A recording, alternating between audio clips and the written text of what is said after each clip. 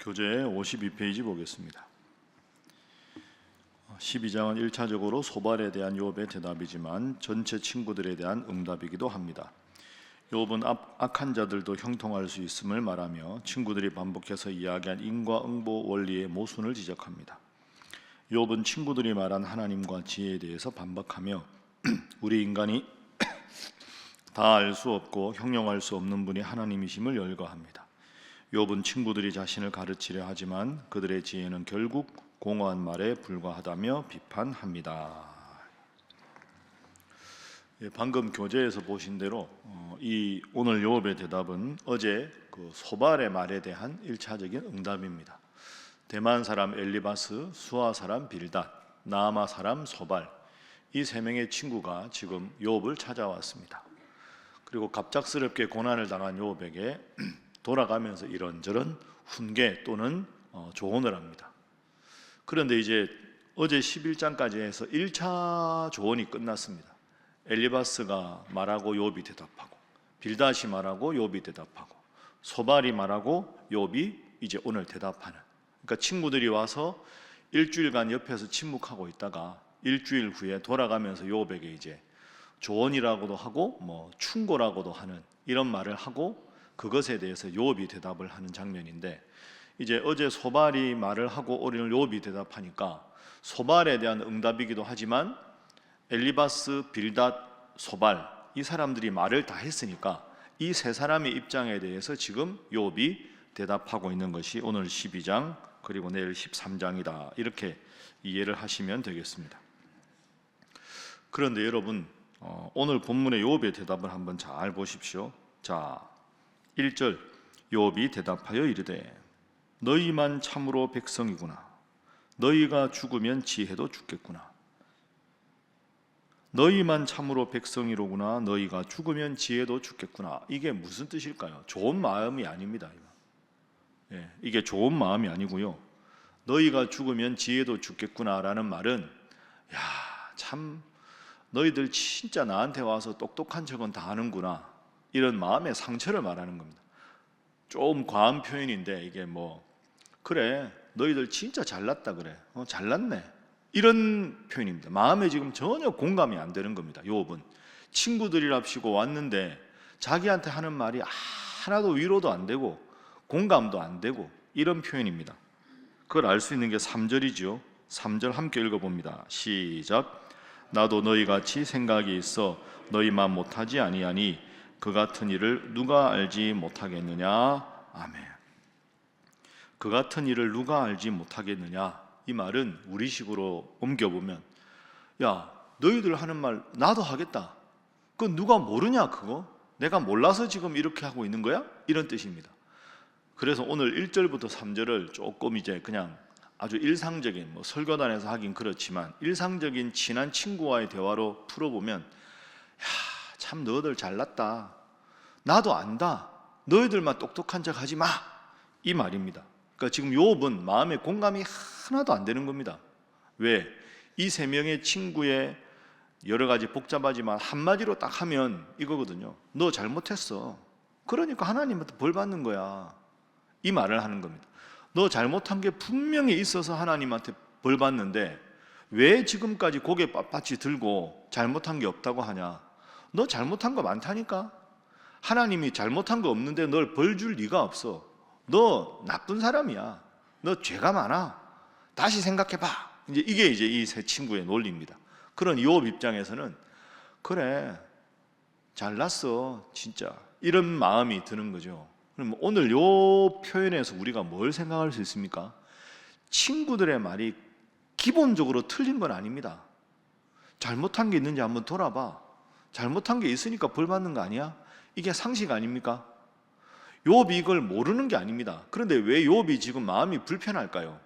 욥이 지금 말하는 투가 친구들에게 고마워하지 않습니다. 화가 무척 많이 났습니다. 그 이유는 세 명의 친구 중에서 한 명 정도는 야 그냥 그만해라, 욥도 그거 모르지 않잖아. 그런데 지금 입장 바꿔 생각해봐. 욥이 얼마나 힘들겠어. 그리고 세 명 중에 한 명은 엘리바스든 빌닷이든 소발이든 한 명은 나는 말 안 해. 너 이제 말해봐. 난 말 안 해. 야, 욥 얼마나 힘드냐. 내가 뭐라도 좀 해줘야 돼. 뭐 좀 닦아줄까? 물이라도 갖다 줄까? 아니면 좀 기댈래? 그러니까 아무 말 안 하고 욥이 힘드니까 말 대신에 얼마나 힘들어. 야, 곁에서 보는 나도 힘든데 넌 얼마나 힘들까? 내가 고통을 대신할 수 없지만 뭐라도 조금 해주면 너가 힘을 낼 수 있겠니? 뭐가 필요한지 작은 거라도 말해줘. 내가 뭐라도 해주고 싶어. 이런 친구가 없습니다. 욥이 정말 바란 건 논리적으로 왜 그렇다 이유 추궁이 아니고요. 내가 이렇게까지 죽을 지경이고 아픈데 나의 아픔을 좀 헤아려다오. 너희는 내 친구가 아니냐. 친구라고 와서 나한테 계속 손가락질만 하니 내가 너무 힘든 거 아니냐. 이게 지금 욥의 입장입니다. 제가 설교할 때 한번 그런 말씀 드렸죠. 부모와 자녀가 대화할 때 자녀가 뭘 하면 부모님이 항상 조언을 합니다. 부모님의 조언은 항상 자식을 위한 조언입니다. 그런데 그 조언을 자녀들은 대부분 잔소리로 듣습니다. 왜? 말이 틀린 게 아니고요. 자녀의 입장에서 힘들고 어려운 것에 대해서 공감을 안 해주거든요. 이야, 훌륭하다. 나보다 훨씬 낫네. 어쩜 넌 이렇게 의지가 대단하니? 칭찬해주고, 그런데 너무 잘했는데 이렇게만 하면 어떻게 생각하니? 더 좋지 않겠니? 이렇게 말하는 것과 야, 한 번 잘했다고 방심하지 마. 너 또 떨어진다 이러다가 이렇게 말하면 어떤 자녀가 좋아하겠습니까? 그래서 이 앞으로도 쭉 같은데요. 세 명의 친구와 욥의 대답에서 우리가 배워야 될 중요한 점은 뭐냐? 정답이 해답이 아니고 공감이 해답입니다. 아파해주고 위로해주고 공감해서 마음의 문이 열렸을 때 조언이 되는 거지. 마음이 지금 열려있지 않은 상태에서 조언은 조언이 아닙니다. 그래서 첫 번째 기도 제목입니다. 공감이 먼저고 논리는 그 다음임을 기억하게 하소서 하는 것입니다. 공감이 먼저고 논리는 그 다음임을 기억하게 하소서. 얼마나 힘들어. 그래, 참 힘들겠다. 나라면 너처럼 못 버틸 것 같아. 이렇게 해서 욥의 마음을 좀 위로를 해줬어야 되는데 그런 친구가 없습니다. 여러분, 이게 모든 관계에서 똑같습니다. 아프고 힘든 사람은 위로해주고 공감해주고 아파해주고 손이라도 붙잡아주고 어깨라도 두드려주고 그런 마음이 필요하다. 이게 계속 앞으로 30장 때까지 계속되는데 우리가 이 점을 꼭 기억해서 우리 주위에 가족이든 성도든 힘들고 어려운 분이 있으면 우리가 잘할 수 있는, 저도 기도하겠습니다. 함께 기도하겠습니다. 이 말이 제일 좋은 공감입니다. 꼭 기억하셔서 새 친구의 모습이 내 속에는 없는가 돌아보고 먼저 아파해주고 먼저 공감해주는 여러분 모두가 되시기를 주님 이름으로 부탁합니다. 자, 그럼 욥이 이제 친구들에게 쭉 대답을 합니다. 그리고는 이제 주어가 바뀝니다. 계속 하나님께 이야기하는 거죠. 13절, 14절 보겠습니다. 자, 13절, 14절 함께 읽습니다. 시작. 지혜와 권능이 하나님께 있고 계략과 명철도 그에게 속하였나니 그가 흐르신즉 다시 세울 수 없고 사람을 가두신즉 놓아주지 못하느니라. 아멘. 계속 하나님에 대한 이야기입니다. 그죠? 그래서 1절부터 6절까지는 친구들에 대한 욥의 비판이고요. 7절부터는 하나님에 대한 욥의 지식을 쭉 끝까지 25절까지 말합니다. 자, 하나님께서 13절 지혜와 권능이 하나님께 있다. 계략과 명철도 하나님께 속하였다. 하나님이 흐르시면 다시 세울 수 없고 하나님이 사람을 가두시면 놓아주지 못한다. 그러니까 주어가 다 하나님입니다. 욥의 대답의 대부분은 앞으로도 계속 하나님에 대한 이야기가 나옵니다.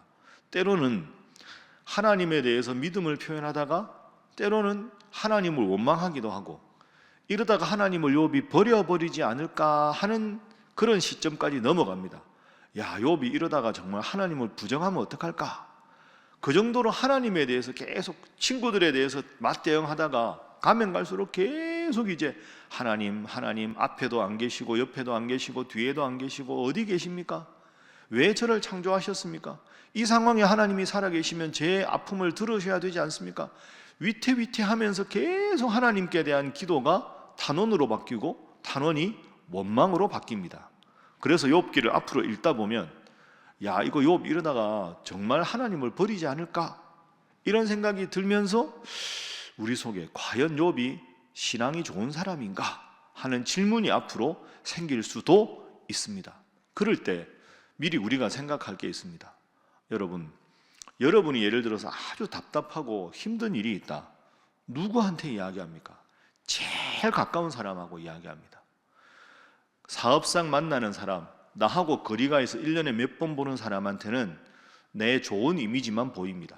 그런데 정말로 나하고 친한 사람, 내 목숨처럼 아끼는 사람한테는 있는 모습 그대로 내 원망, 내 짜증, 내 괴로움 다 이야기합니다. 왜 그럴까요? 제일 가까우니까 그렇습니다. 욥기를 읽는 독법 중에 중요한 거 하나는 욥은 하나님에 대해서 너무 심하게 원망까지 하는 것 아니냐가 아니고요, 욥은 그만큼 하나님과 친하기 때문에 하나님 앞에서는 나의 모든 것을 다 토로하는 겁니다. 왜? 말하지 않아도 하나님은 전능하셔서 다 아시니까. 그게 오늘 우리로 말하면 기도입니다. 여러분, 기도하실 때 너무 모범생인 것처럼 안 하셔도 됩니다. 새벽 기도도 좋지만 집에서 혼자 기도할 때나 홀로 조용하게 기도할 때 이기게 해주십시오, 하나님 승리하게 해주십시오, 하나님만 붙잡게 해주십시오, 이런 기도 좋은 기도입니다. 그런 기도가 훌륭한 기도인데 마음이 안 그러면 너무 그렇게 하지 마시고요, 하나님 오늘따라 기도도 안 나옵니다. 왜 내가 이런 마음이 품어야 됩니까? 왜 내 입술이 이렇게 힘듭니까? 마음이 찢어질 것 같습니다. 울분만 생깁니다.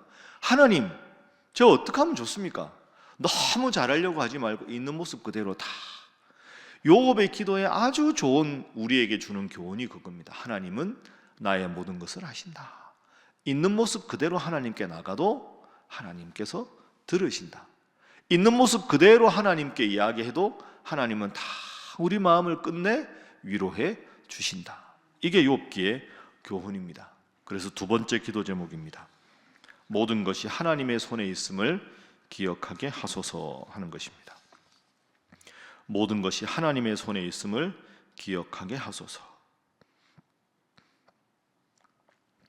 그래서 앞으로도 욥기 읽으시다가 하나님에 대한 원망이 나오면 그건 불신앙이 아니라 그만큼 하나님이 욥과 가깝다, 이렇게 이해를 하셔야 욥기를 잘 읽게 됩니다. 제가 주일날 설교할 때 말씀드릴 텐데요, 제가 이제 주일까지 설교하고 안식월을 갔습니다. 1월 이제 19일부터 해서 이제 안식월을 갖고 주일날 설교할 때 말씀드리겠습니다. 2월 22일 날 제가 설교할 때 돌아올 겁니다. 한 달 정도. 그 사이 욥기가 끝나겠죠. 그러니까 제가 앞으로 뒤에 될 걸 지금 미리 말씀드리는데요, 여러분 앞으로 욥기를 읽다 보면 진짜 욥이 제가 말씀드리는 대로 흔들흔들합니다. 그런데 욥기를 읽을 때 하나 우리가 놓치는 중요한 점을 미리 말씀드리겠습니다. 욥기가 쓰여지는 이 시대는 엄청나게 오래전입니다. 그래서 욥기에는 우리가 지금 믿는 하나님 신앙과 결정적으로 빠진 점이 하나 있습니다. 그게 뭐냐? 욥기에는 천국 신앙이 안 나옵니다. 이게 엄청나게 중요합니다. 여러분, 예를 들어서 내가 너무 힘들고 어려워도 그래도 내 인생에는 천국이 예비되어 있다. 내가 내 인생 100년 산다고 해도 저 영원한 천국에 비해서 100년은 지극히 짧은 기간이다. 그러니 저 영원한 천국에 대해서 하나님에 대한 소망이 있으면 이 어려움을 이겨나갈 수가 있는데, 욥기에서 왜 욥이 이렇게까지 괴로워하는 기간이 계속 35장까지 계속되느냐? 욥은 이 고통을 하나님이 직접 말씀해 주지 않고는 해결할 수 있는 방법을 못 가지고 있기 때문입니다. 근데 우리에게는 천국 신앙이 있는 거죠. 욥기는 내세와 천국에 대한 신앙이 없기 때문에 끝없이 공전하는 것 속에서 마지막에 하나님의 응답만 위로가 됩니다. 우리에게는 하나님의 응답도 위로가 되지만 저 영원한 천국 소망이 있습니다. 그게 예수님께 와서 완벽하게 구현이 되는 거죠. 그래, 나에게는 최소한 천국이다. 내 인생이 아무리 힘들고 어려워도 내 인생은 결국 좋아질 것이다. 여러분, 힘들고 어려운 영화 막 이렇게 봐도 우리가 뭐 전쟁 영화를 보던 정말 주인공이 위험에 빠지는 영화를 봐도 영화 보러 들어갈 때 마음이 별로 불편하지 않습니다. 왜? 결국은 해피엔딩이거든요. 아무리 죽을 뻔한 고비를 넘겨도 마지막에는 결국 주인공이 이기고 전쟁은 승리하게 되어 있는 것이 기본적인 영화의 패턴입니다. 그러면 우리가 100년을 살고 천국에서 영원히 살면 내 인생은 최소한 천국이다. 내가 인생을 살아가면서 힘들고 어려운 고비를 남들보다 많이 겪은 것 같지만 결국 하나님은 저 영원한 천국으로 나를 인도하셔서 이 세상에서 느껴보지 못한 정말 위로와 소망과 기쁨을 주실 것이다. 그 해피엔딩 때문에 오늘의 고난을 이겨나갈 수가 있는 거지요. 욥기에는 그 신앙이 없습니다. 그러니 우리가 천국 소망을 품고 살아간다는 것이 얼마나 감사한 일인가. 앞으로 욥기를 쭉 읽으면서 여러분이 늘 머릿속에 기억해야 될 중요한 내용입니다. 그래서 세 번째 기도 제목입니다. 천국의 소망을 기다리며 살게 하소서 하는 것입니다. 천국의 소망을 기다리며 살게 하소서. 천국의 소망. 내가 하나님 잘 믿는데도 고통도 있고, 하나님 안 믿고 살아가는 사람들은 죄 짓고 살아가도 저렇게 편안하게 살아가는데 나는 하나님 믿는데 왜 이렇게 힘들고 어려울까? 이런 마음이 들 때 그래도 나는 주님께서 저 영원한 천국으로 인도하실 것이다. 죄악된 자들의 패망은 결국은 음부, 영원한 영벌, 지옥에 가는 것이다. 결국은 이 땅에서 삶이 끝이라면 나는 하나님이 불공평한 것 같고 하나님이 나를 미워하시는 것 같지만 저 천국 소망이 있는 한 결국은 승자는 누굽니까? 내가 되는 것이다. 일시적인 아픔과 일시적인 불의로운 상황은 저 천국 소망으로 완전히 해소되는 것이 기독교 신앙입니다. 한번 따라합니다. 내 인생은 최소한 천국이다. 여러분 믿습니까?